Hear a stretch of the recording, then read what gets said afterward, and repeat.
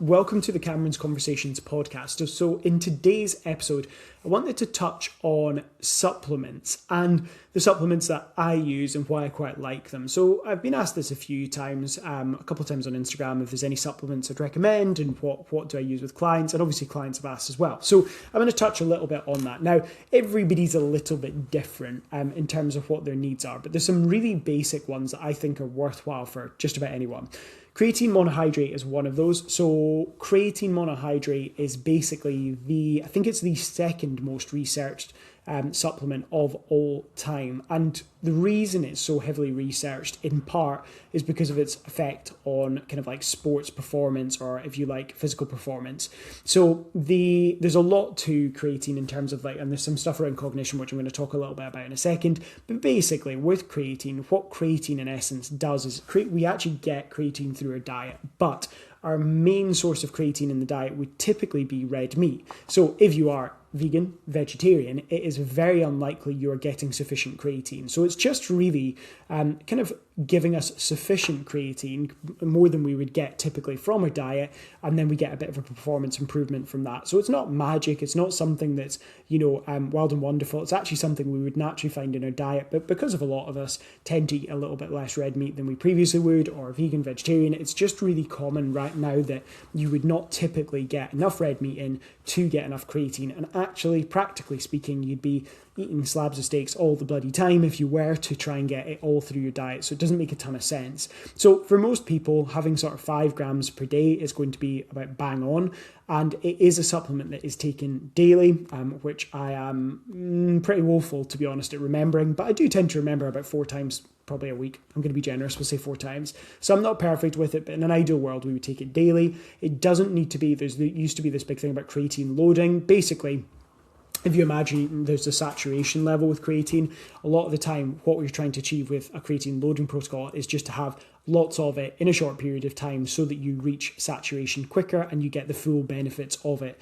Now, you will reach saturation no matter what you do. So whether you have that 20 grams a day for 3-4 days was a very typical kind of protocol, or whether you just stick to the normal kind of 5 grams per day and do that, you will, in both instances, absolutely reach the same place. The reason I'm not such a fan of that kind of loading style approach to it is, if you are on a weight loss journey, and this is one of the key things we're going to talk about, that will cause a significant and rapid weight spike. Now, that will stop and it will plateau out when your when your creatine levels are saturated. So where your sort of creatine levels and your muscle mass are all saturated, you will find that weight gain tends to level out, right? So that's one part of it, because a lot of people will lose the plot if they see their weight spiking up by a kilo and a half, and often as not, there is quite a significant sort of spike in weight. Now, the level of spike in weight might vary a little bit based on the amount of creatine in your diet already. Obviously, if you've previously been taking it, even in irregularly, that would have an influence too. But one of the things that we kind of want to be mindful of is that if you are someone who has a very low level of creatine in their diet in the first place, you're likely to have a higher response in terms of a body weight increase. Now, the great thing about that is what's actually happening is water is being drawn into cells in our muscle tissue.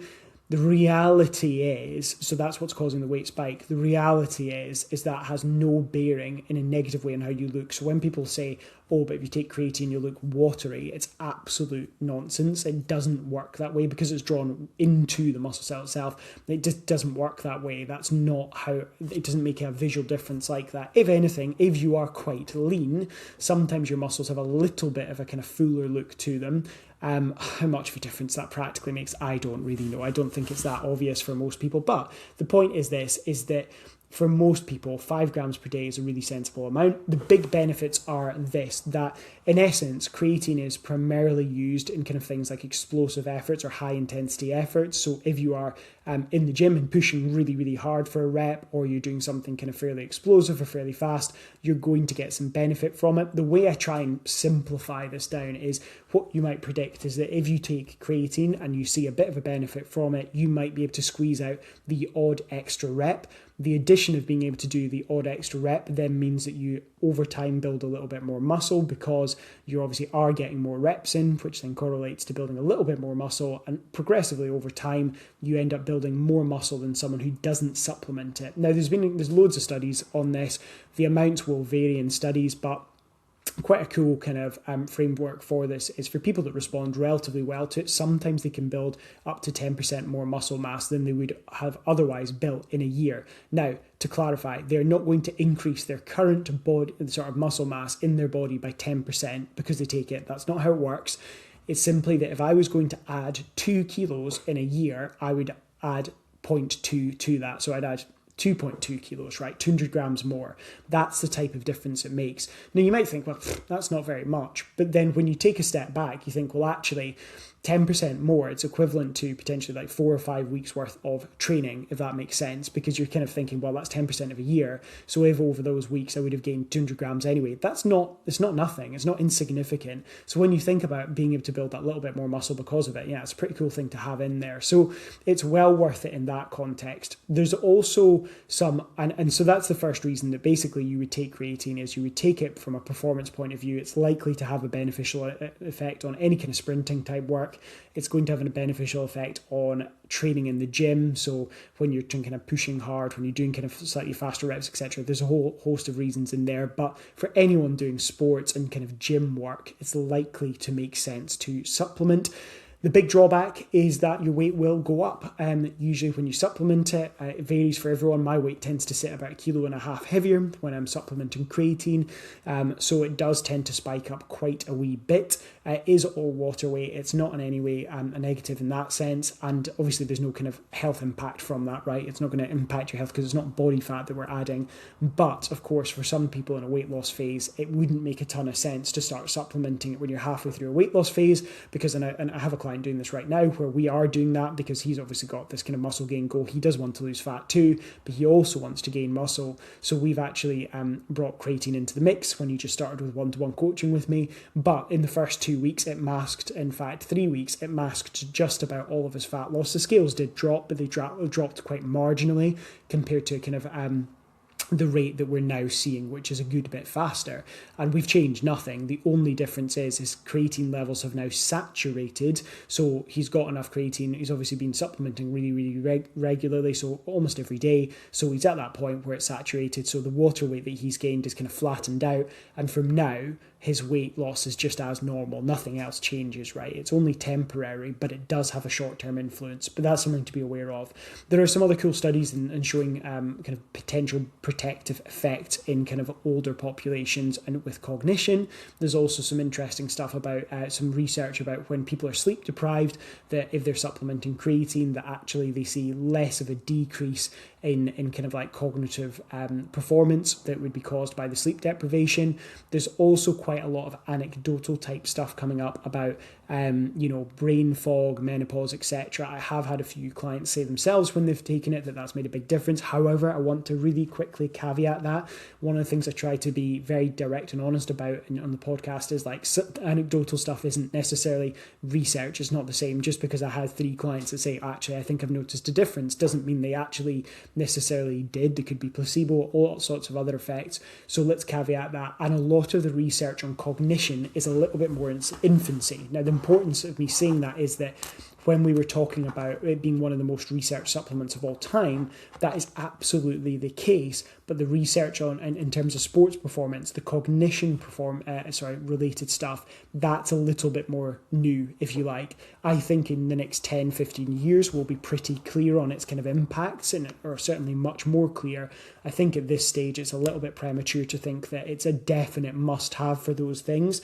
However, it's cheap. It has a sports performance / gym performance / muscle gain benefit. It might have a benefit in terms of some cognitive things as well. And it's cheap as chips. So, and there's not many downsides other than a slight increase in water weight. So it's probably worth having. So that is the first one. The second one's really simple. I am Scottish, as you can probably tell by my accent. I live in Scotland. and therefore I get the grand total of bugger all vitamin D. So vitamin D is one that I also supplement and have supplemented for years. I quite like vitamin D as well because it is a fat-soluble vitamin as well, which means that instead of if you forget on a given day, you can just take like 2 the next day, and that's absolutely fine. So quite often what I actually do is, because I'm quite lazy with it, is I just have it once a week because I'm much more likely to remember. So I just have 7 days worth in one day, which is absolutely fine to do, to kind of like what we call like a bolus dose or a higher dose in that kind of sense as well, because it's a fat-soluble vitamin. Obviously, you wouldn't want to take a year's supply in a day. Not suggesting that, but if you forget for a couple of days, it's not going to make any odds if you do have like 3 days worth rather than 1 day's worth as well. So I supplement vitamin D. I'm not getting enough sunlight year round. I know some people say, oh, but in summer you don't need it. Well, actually, the latitude you're at, if you're in the UK, that's unlikely.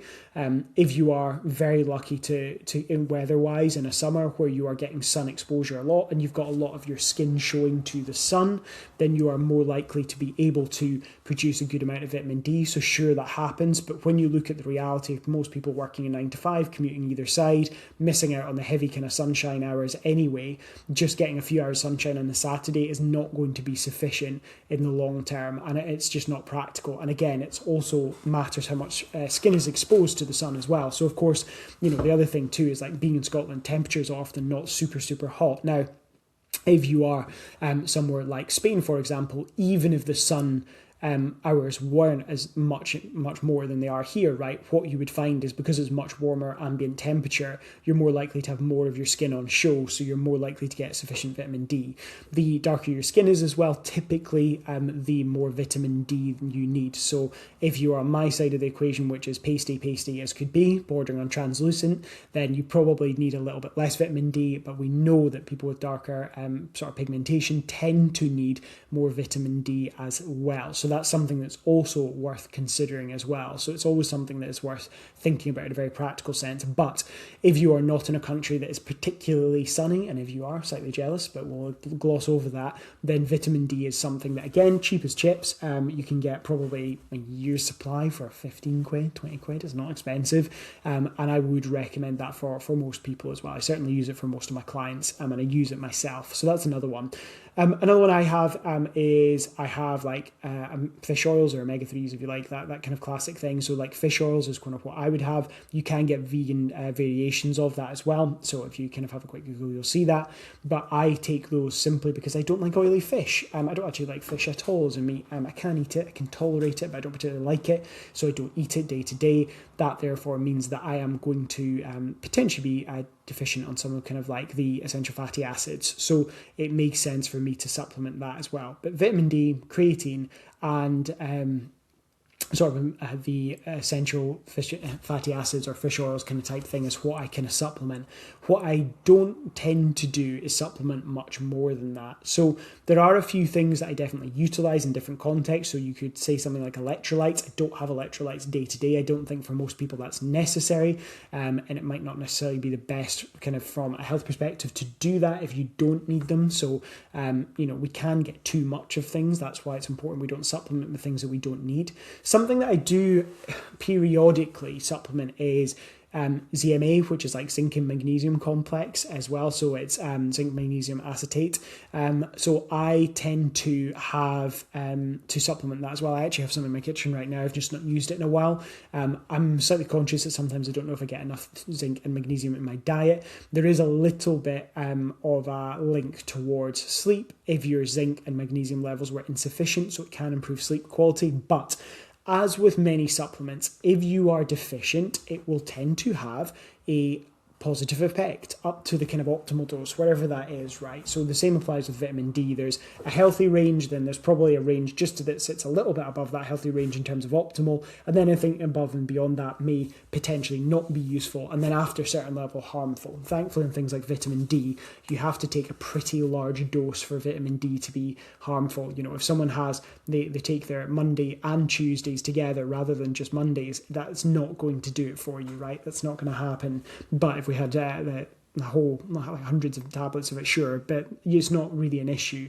But more broadly, when we're thinking about supplements, we want to have that in mind, that when we are sort of deficient on something, it will have a positive impact. If we're not deficient, it probably won't. And in certain things, we don't want too much of it. Things like iron are a perfect example. You shouldn't really supplement iron unless you need to supplement iron. So if your iron levels, if your ferric levels are low, then that's something, and you can get a blood test done by your GP that will establish that, or they're kind of at low end of healthy, you might want to nudge that up a bit, but we want to be sensible about that. Having a high kind of iron dosage supplement when you don't need it probably isn't a clever thing to do because of the long-term potential impacts.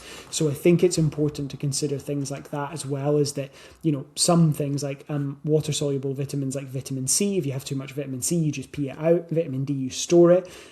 So anything that's fat-soluble vitamin, you can have too much of. But again, thankfully in the context of vitamin D, you'd have to be bluntly a bit of a dafty to overdo it on that. You'd really have to get your doses wrong and some to manage to do that. So I think within reason, with these things, we don't need to be too concerned. Like vitamin D, it's very unlikely you would end up with too high a level of that.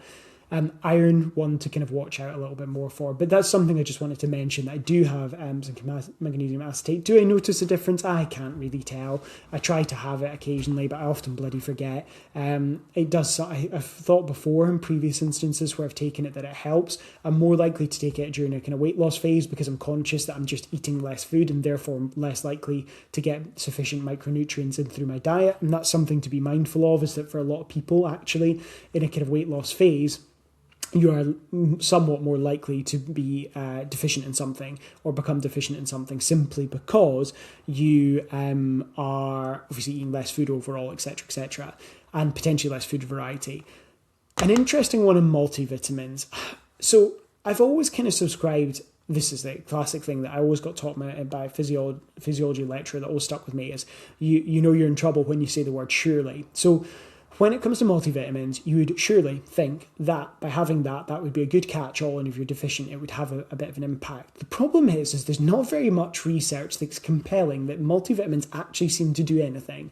Like, we seem to, when we kind of look at the research, we don't see a particularly strong correlation with positive health outcomes with multivitamins. It's not saying there's negative ones, because there isn't really in that regard, but it doesn't seem to make that much difference. So I think sometimes there's this peace of mind where people will kind of like have it as cheap and completely have it, and I've definitely done that. But actually, if it was being purely research based, I don't know that there is enough evidence to really support multivitamin usage that's particularly compelling.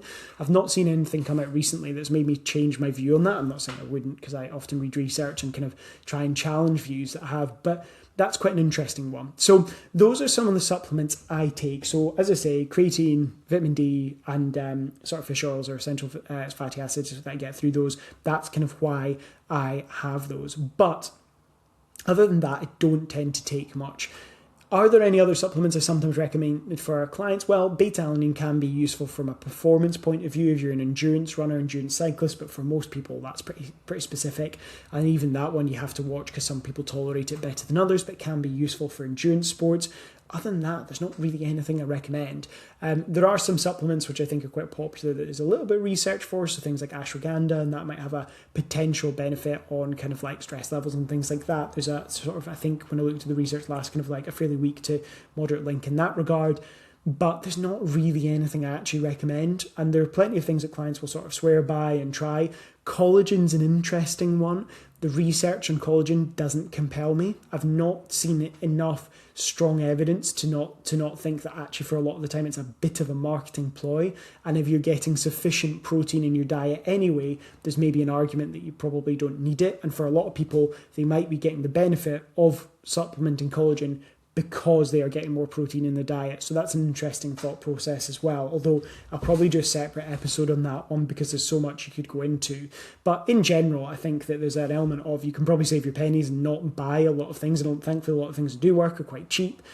So we can kind of stick to those as well.